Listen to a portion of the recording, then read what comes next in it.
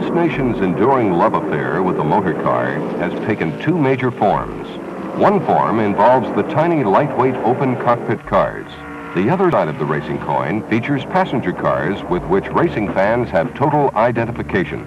All through the saga of auto racing during the past decade, two names stand out above all others. Two men have contributed enormously to the sport's success. One name is Andy Granatelli, a name synonymous with innovation and controversy. The other is Richard Petty, all-time NASCAR stock car champion.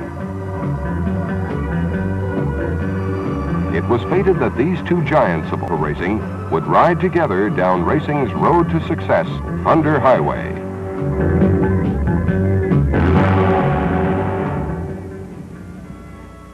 Just hours before the start of the stock car season's opening race at Riverside, California, Granatelli called newsmen together for an announcement. His surprise was a partnership with Petty, whose decision to join the world-famous STP racing team exploded on the sports world like the bombshell which Granatelli had promised earlier. Richard Petty, who won 21 of his 46 races in the previous year, has earned well over $1 million in purses. He heads the STP NASCAR team with Buddy Baker, who just completed the best season of his career. A strong competitor is Bobby Allison, driving a super-fast Chevrolet stock car. The second Bobby is Bobby Isaac, another superstar of the booming sport of the 70s. A.J. Foyt is another tough competitor, and so is David Pearson. These men and their machines line up at Riverside to start the season. Andy Granatelli, with his racing brothers Joe and Vince, and his eldest son Vincent, roam the pits in conference with their Petty teammates. There has been no time to even paint the famous Petty Blue Plymouth in the agreed two-tone colors of STP Racing Red and Petty Blue. It looked for a time that the dense fog would ground the drivers and their cars, but the drivers agreed to race, despite miserable visibility on the twisting road course.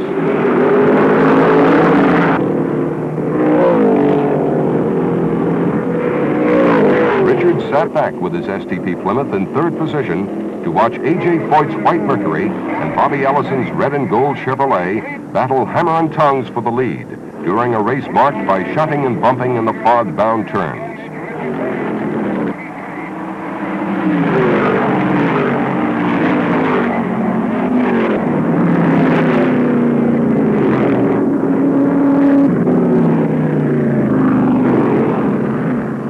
As the fog-shrouded race ground on, the Petty crew displayed typically cool pit work and strategy.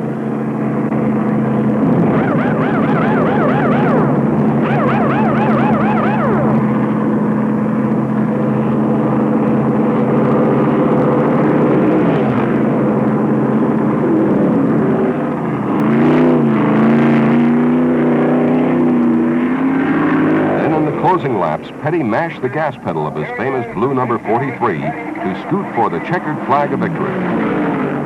And the king of the stock cars delivers a victory to Andy Granatelli's STP racing team right out of the box. An auspicious beginning for a new racing partnership. An agreement sealed in Victory Lane. Hold the trophy up, Richard. Hold the trophy up. Hold the trophy up, Richard. Put the trophy. The second stop on Thunder Highway is Daytona Beach. This is daring Malcolm Campbell, roaring to fame in his bellowing Bluebird on the rock-hard Florida sands, where racing goes back to the very gestation of the automobile, to the days of Fred Marriott and the Stanley Steamer, when a mile a minute was a speed said to be impossible for man's body to tolerate. Brave Major Seagrave was another contender for the world land speed record at this famous beach. He, too, battled a slippery course to earn fame as the fastest man in all the world. Frank Lockhart found death at the end of the sandy trail of speed at Daytona Beach. Today, a steady stream of tourists drive along the same pathway of speed, drenched in the legend of daring that goes back 70 years in time, a place where the thunder of open exhaust pipes is only an echo in mind. Big-time racing in the South began on the Daytona Sand Course, which predated the splendid 2.5-mile tri-oval built here by Bill France. It was France who pioneered the sport of stock car racing, constructed it with his own mind, hands, and determination. France, like many of the major figures in the sport, raced cars on the old course beside the surf, along with men like Andy Granatelli, who still holds the NASCAR beach course record for the measured mile. He set it in 1961 with a hair-raising ride that saw his car become airborne and nearly plunge into the sea. Today, racing at Daytona means Speed Week, with cars of every type racing around two different tracks at the classic Motordome, which has banking so steep that men cannot easily scale them afoot.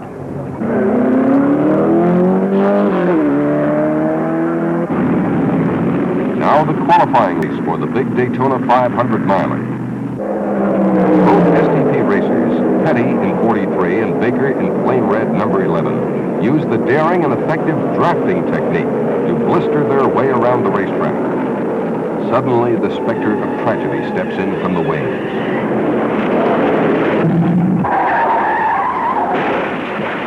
The victim, Friday Hessler. Death halts the race, casts a pall of fans and drivers alike. When the qualifying race resumes, Petty and Baker begin to encounter problems. They will be forced to start back in 31st and 32nd positions in the big 500-miler, and how the two STP drivers will handle this handicap is the sole topic of conversation by the fans.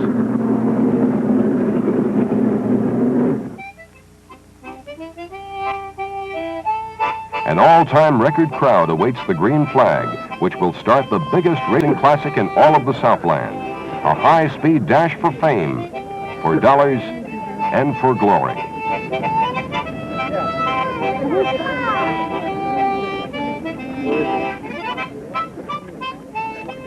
For Andy Granatelli, it is a return to yesterday. For Andy served as chairman of the NASCAR Technical Committee in the formative days of the stock car sanctioning body. He knows the problem faced by Petty and Baker, and he knows the Petty strategy that works so well at Riverside. The STP men climb aboard their cars, and Richard Petty tells us how a driver feels about his machine. Part of it. You don't get in it, you just sort of put it on, you wear it, and it's got to be part of the man.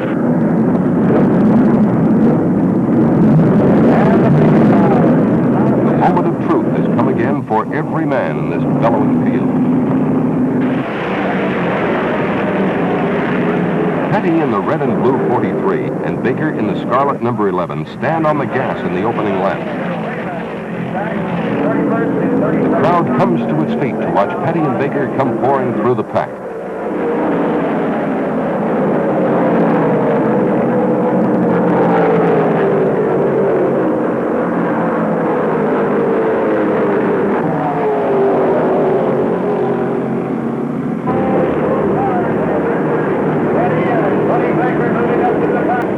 One of the most amazing catch-up scenes in the history of racing as the two cars whistle around the very top of the high banks at Daytona with skill and daring that sets the crowd afire. At speeds near 200 miles an hour, the two STP cars move from the tail end of the pack to second and third positions within 7 laps of the start. They employ the precise and delicate technique of drafting, running only inches apart to split the air as one car and provide more speed and power to overtake the field. Richard Petty describes how this daring kind of racing gives super speeds to both cars. Now, say you got a 40-foot long car with 2 engines, and one's pushing the wind, one engine and one car's pulling the wind. If you by yourself, you're pushing the inflow. What makes the front car run faster is that he's pushing the wind, but he's not having to pull it. And if a good man to draft with will draft with you and make your car just like one long car. A sudden pileup of slower cars brings the high hopes of Buddy Baker crashing to disaster.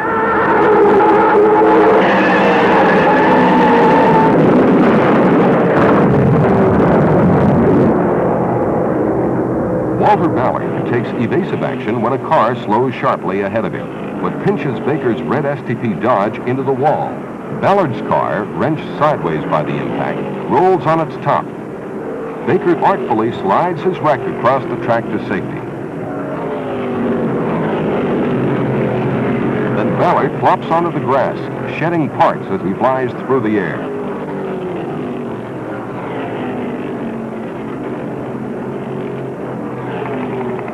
Miraculously, neither driver is injured.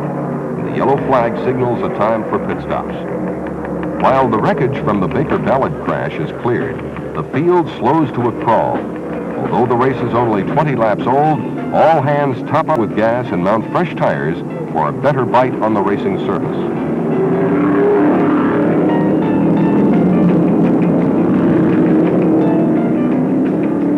Richard Petty, left without Baker's support, has pressed his way to where he can bid for the lead whenever he wishes. A.J. Foyt, who has led this blistering race until now, pits in preparation for a duel with Petty, who is now pulled into striking position.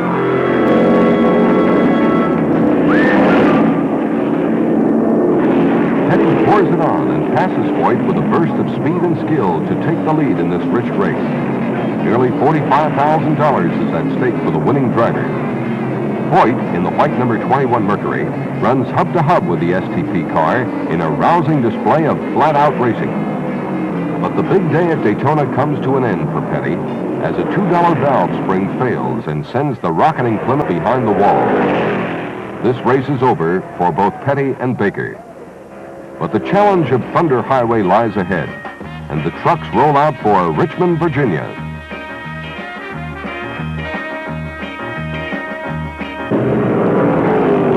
This 500-lap race on a tight half-mile fairgrounds track is a sharp contrast to the racing expanses of Riverside and Daytona.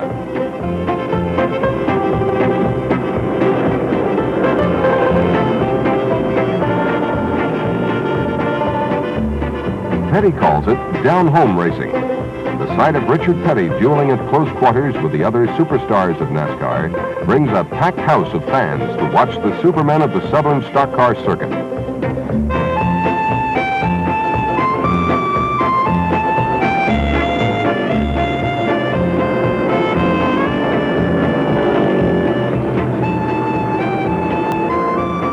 Pit work is equally important here as on the long tracks, and the Petty crewmen duel with those of Ellison and Isaac to give Richard every possible edge.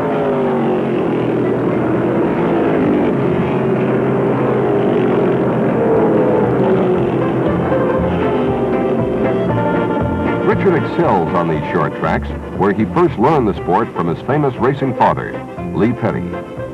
Lee, like Richard, was a three-time national champion, and he first learned to race on tracks where slower speeds allow car contact in wheel-to-wheel racing.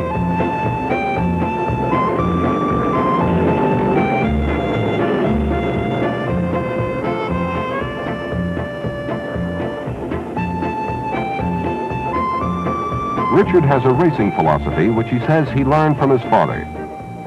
As far as I'm concerned, the way I look at racing is I'm going to run up to 500 laps for exercise in one lap pace. It's the only one I'm interested in. It's the deal of not how fast you can run fast, but how fast you can run slow. I knew that the main thing is try to be there first. And Richard does be there first. He beats his arch rival Bobby Ellison by one full lap and brings Andy Granatelli's STP racing team its second victory in 3 races.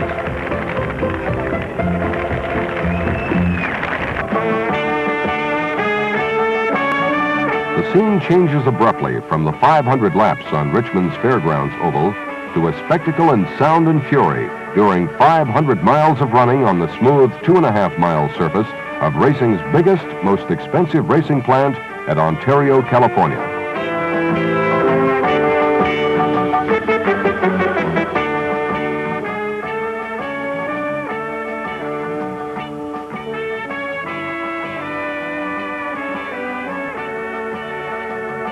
Ontario, near Hollywood's film colony, is a mecca for celebrities, and the Miller 500, richest race on the circuit, has former world heavyweight champion Muhammad Ali in attendance as the guest of STP's Andy Granatelli, who shows Ali the fine points of stock car engineering. 17-year-old Grand National Stock Car. But now the receptions and handshakes are ended. Richard Petty, with his STP teammate Buddy Baker, have planned a cat-and-mouse strategy for running this rich race as the cars await the starting signal.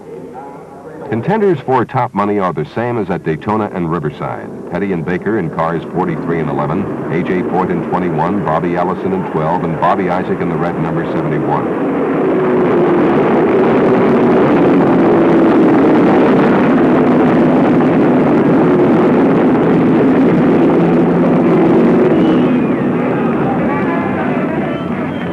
has flatly predicted he'll win it going away. He has probably run more racing miles on this course than any of his rivals as a result of his IndyCar races here at Ontario and hundreds of miles testing tires. Mishaps start early in this race, run in 80-degree temperatures before a big crowd of nearly 70,000 enthusiastic fans. The yellow flag brings early pitting.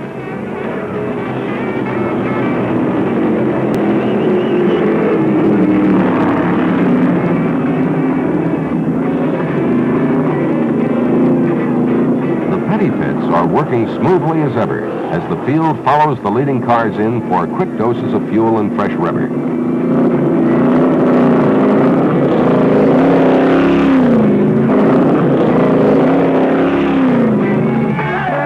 Foyt and Allison, dueling for the lead, both dart for the pits during another yellow flag.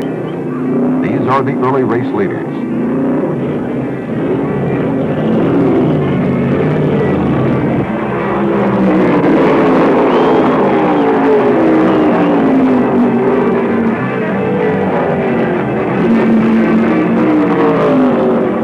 Petty makes his move to pass Foyt, just as he did in the Rich Daytona race. With a clear track, he can beat the fast Mercury of the Texas driver. Running in front now, Petty pulls in for a fast pit stop, confident he has Foyt in hand. But the strangest fluke of the season confounds the Petty crew. An air hose powering a wheel nut wrench has been cut unknowingly by the sharp lower edge of a fuel can. The hose breaks, shutting off air needed to tighten the left rear wheel nuts. Petty neither sees nor hears the warning shouts of the hapless crewman. He sails back into the race with one rear wheel dangerously loose. As soon as he gets rolling, Petty knows the problem. Although the scoreboard shows him first, he's already lost the lead back to Foyt. Running slow and low on the track to avoid a crash, he ducks back into the pits to get the wheel nuts tightened. The mishap cost him an entire lap, which he never regained. That happened on the 131st lap, and Petty valiantly drafts with Baker to assist his teammate, still running strongly in contention with both Foyt and Allison, who battle for first place.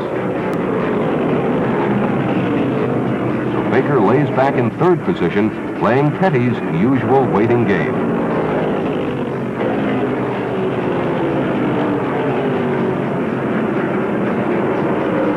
The race ends with Baker running third, unable to catch the flying Allison, who is just 5 short seconds ahead of him.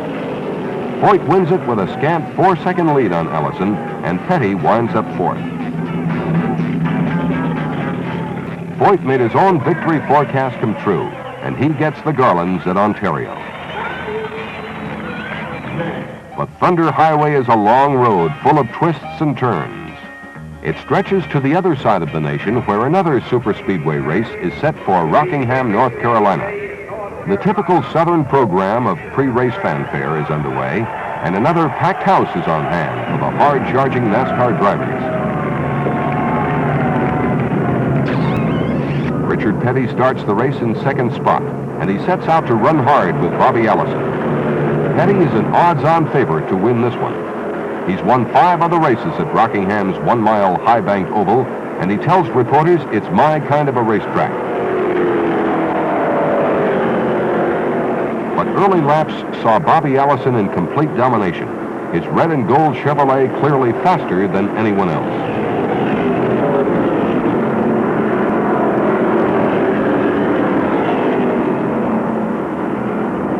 Bobby Isaac in his red number 71 Dodge is also a strong contender in this race, and he ducks in and out of his pit in a flash during the yellow flag. Baker's number 11 and Petty's 43 zip into the pits for fast fueling and tire change.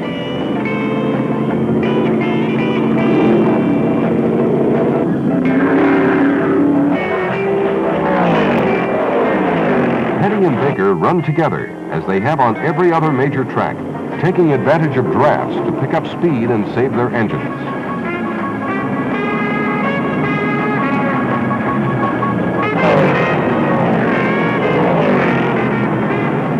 Now Lady Luck thumbs her nose at Baker one more time. He pits. The hood goes up. That spells trouble. Another $2 valve spring lets go in his engine, and the discouraged son of former star Buck Baker wheels his Dodge behind the pit wall after 90 laps of flat-out racing.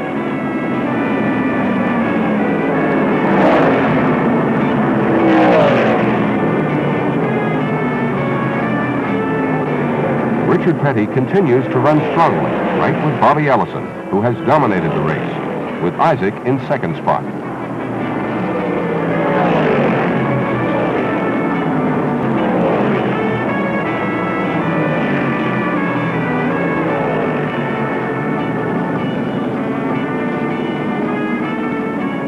Petty's pit stop is fast and smooth, and he stays strongly in contention. But all is not well with Allison, whose Chevrolet expires just 260 miles into the race, putting him behind the wall and leaving Isaac running strongly in front of Petty.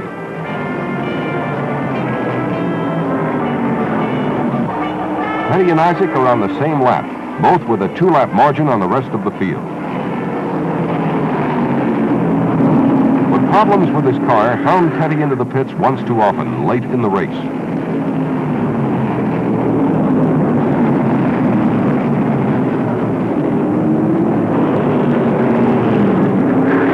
Winningest driver in NASCAR history made up one of the 2 laps he lost while pitting, but he couldn't get close enough to make a bid for the leading spot. Isaac finally finishes in front of Petty's red and blue STP Plymouth. Jim Vandiver finished third, 10 miles behind Petty. And it was a popular win for the record crowd of more than 42,000 fans, for it was only the 3rd major racing win for Isaac over a 20-year driving career. Isaac had reason to be both proud and happy. Only 4 drivers led this grueling 500 miles: Isaac, Allison, Petty, and Baker. They swapped the lead 14 times, and Isaac led for the final 111 laps. As for Richard Petty, he was already busy planning the next race for the STP stock car team and preparation for the Atlanta 500. Here, Petty qualifies in his customary 3rd position, lined up behind Bobby Allison's Chevrolet and Bobby Isaac's Dodge, less than 1 mile an hour off the pole position speed. All during the first 200 miles, Petty is in position to charge to the front when the magic moment arrives. But just short of the halfway mark, fortune turns sour once again. He rolls into the pits with a serious ignition problem. Petty loses 3 precious laps he was never to regain. Allison, denied a win all season, finally passes Foyt just 4 laps from the end. Petty wound up 6th. Baker was 8th.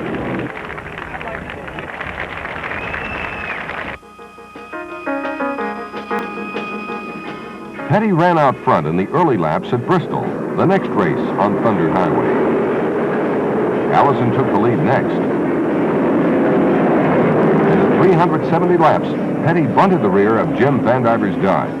A bent fender jammed a tire on Petty's car, sending him smoking into the pits.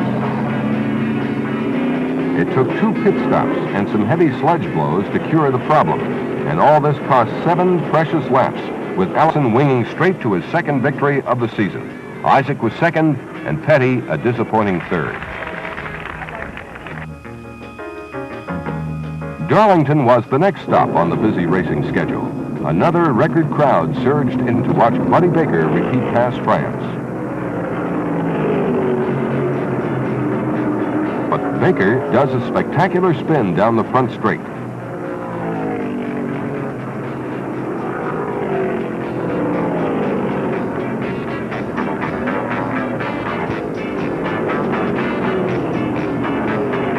Plagued all day with tire trouble, Petty gains back time to sit just 1 lap behind David Pearson, a strong contender, when the yellow caution flag flew. 7 laps from the end of the race. This left Petty running 2nd at the checkered flag.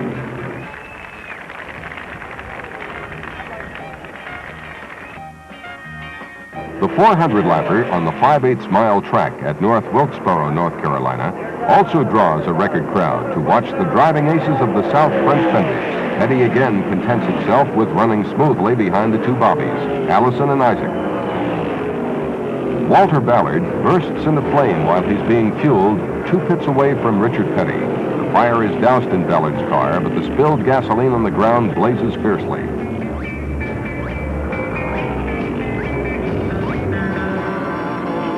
Although Petty led the race only once before, he was primed for the charge signal from his crew just 24 laps from the end. He sweeps into the lead without a visible problem and brings the crowd to its feet, dashing flat out for the checker. He finished 1.5 seconds ahead of Allison and 9.5 seconds ahead of Isaac. It was a welcome win for Petty, his third in the first 9 races of a new season. This puts him back in his customary place as top NASCAR money winner for the season.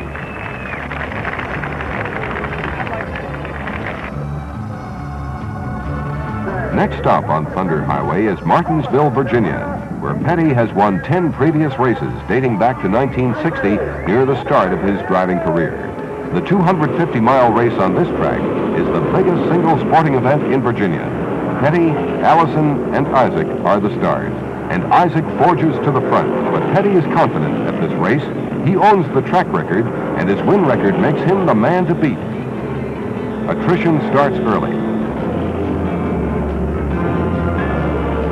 Petty rolls into the pits under the yellow caution flag. His crew works smoothly, and Richard prepares to bid for his 11th victory on the Martinsville Speedway. Bobby Ellison's car weakens, and Bobby Isaac drops out with engine problems. Now Petty passes Pearson and breezes home to victory. So Richard Petty wears the garlands of victory for the 4th time in 10 races. He's top money winner for the season and has chalked up more victories in major races than any other driver in the history of the sport. Ready to roll through the nights on another long journey home, Richard Petty ponders on strategy for the remaining races of the season, along the endless expanses of the road called Thunder Highway.